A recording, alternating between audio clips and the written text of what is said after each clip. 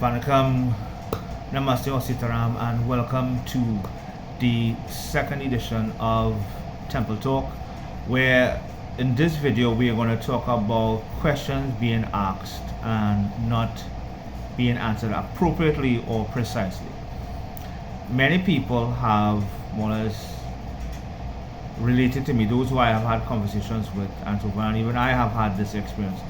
When asking different spiritual leaders, different individuals that are spiritual leaders, to relate or elaborate on certain topics or answer certain questions, we do not get a precise answer or appropriate answer to what we've been asking. Sometimes the individuals go off the topic, they may stray at sometimes, or you may get something that is very vague in aspect. And this is when you're looking for something that is more meaty or more into depth or whatever, because why? You want to do something, you're curious about something, you want to apply a certain aspect or something into your personal devotion or sadhana that you're doing to be more appealing or become more desirable unto God. And many of us have found ourselves on the wrong side of not getting the answers. I mean, some people have told me that they have been neglected. The individual, the message, have read the message on Messenger or something like that, and no reply. Now, honestly, the person could be very busy. Because they're doing a lot of spiritual work, and it's very tedious for them to reply back in that manner. Right? So you have different variations and so forth.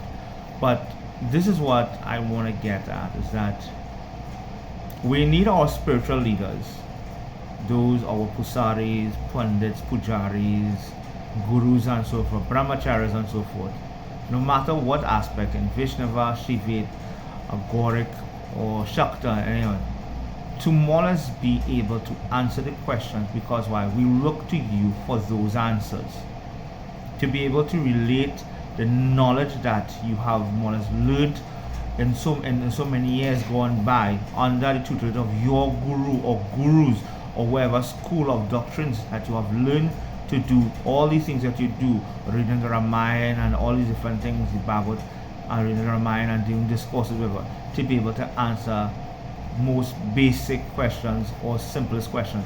Now, different things like you see, like how I did the aspect of Balidan, that would be more an intricate aspect of discussion, because it goes into different parts, and you do not want someone to go practice something they have not been initiated for, right?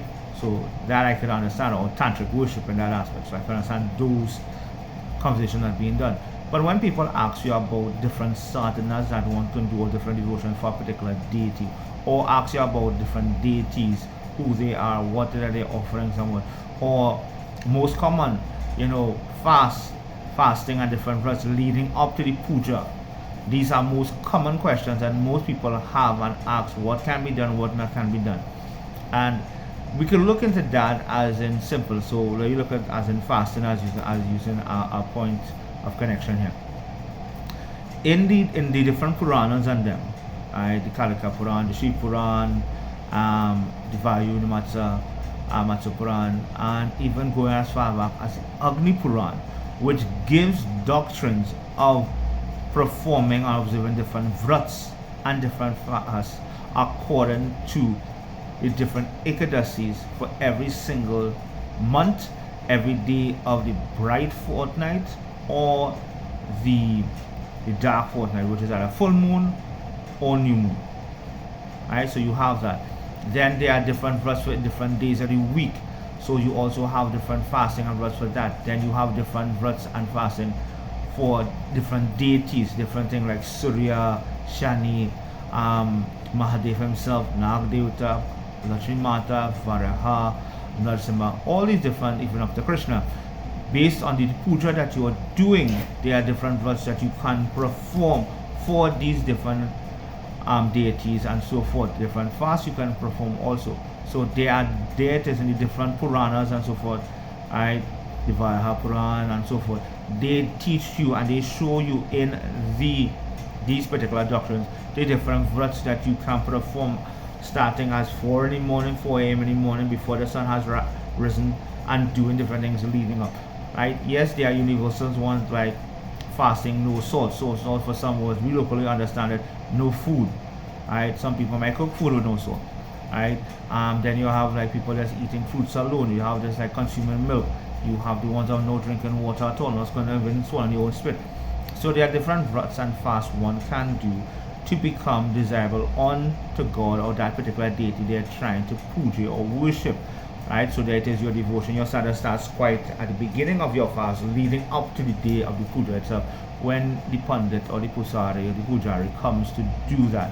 So there are particular doctrines, as I said, all the different Puranas, then you have the Gamas, you have the Sastras and so forth, that gives you, right, even if up to the Manusmriti, that gives you doctrines and gives you guidance of different fasts. So when you ask your pundits and your gurus and your head pujaris and head pujarins about the different fasts that one can observe leading up to puja itself and so forth, and besides the sales itself, you can, there are different things that they can recommend and prescribe, and they could show you and tell you where you can get them, as I have now outlined them, right?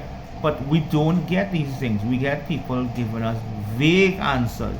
Yes, I understand that that pundits and pujaris and gurus are very, very busy, and it's a very tedious aspect of a very tedious mantle and title that you hold, because you're dealing with your temple and different things that you may do. Some people, some pundits and spiritual leaders are not full spiritualists. They are spiritualists by as like almost partially, but yet they have regular jobs. Some are teachers.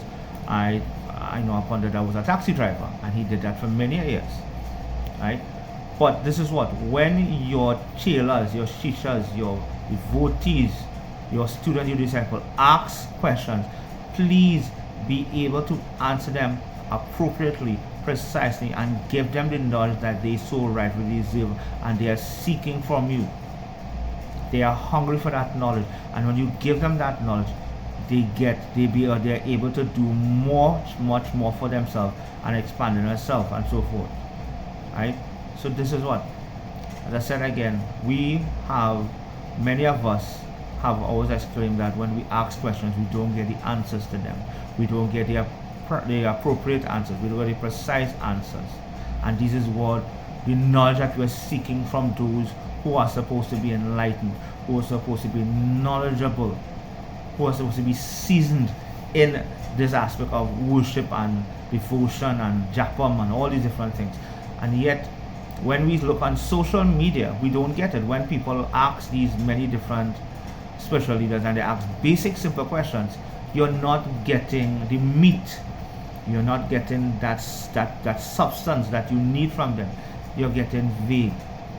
And I implore those who are within the spiritual aspect as our spiritual leaders to please, when people ask you questions, please try your best to answer them as best as possible, because they are depending on you for those answers.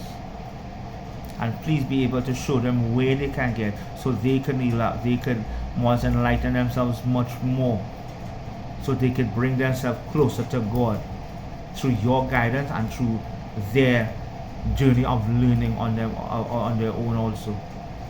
So I hope this more or less answers and gives enlightenment to questions not being answered by our spiritual leaders. And I implore our spiritual leaders to, please try your best to answer questions, because there are a lot of people that are hungry for knowledge and they want, and try to give them scripture and references, and when you're giving them these answers that they seek, so that they could go and more or less expand their mind more, they can absorb more when they go to read these doctrines and so forth. Right? Good night, Sitaram Vanakam, everyone.